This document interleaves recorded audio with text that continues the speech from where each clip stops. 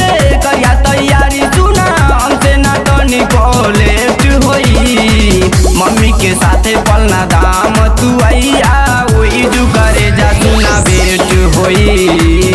Mummy के साथे पलना दाम तू आइया ओई जू करे जा सुना भेट होई।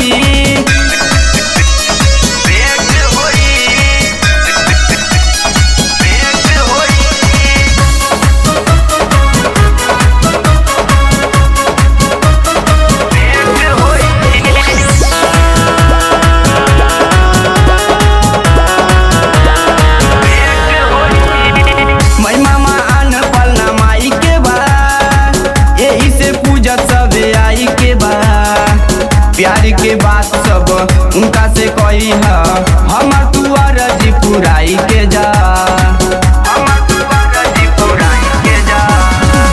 मैं मामा आन पलना माई के बा यही से पूजत सब आई के बा। प्यार के बात सब उनका से कही है हमर तू अर्जी पुराई के जा।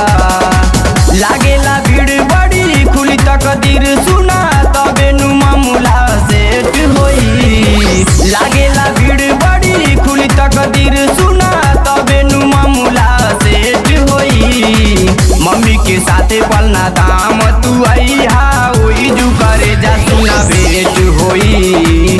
मम्मी के साथे पलना दाम तू आइहा ओई जू करे जा सुना भेट होई।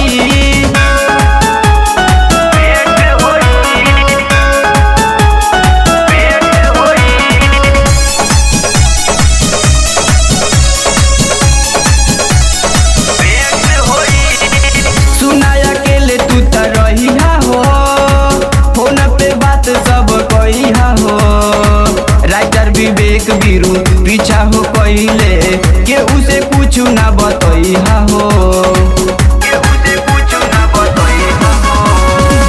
सुना अकेले तू त रहिहा हो फोन पे बात सब कहिहा हो।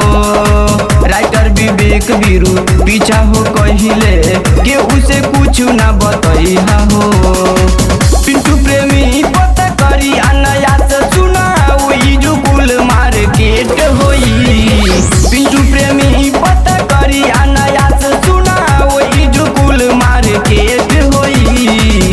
मम्मी के साथे पलना दाम तू आइया वही जो करे जा सुना भेट होई।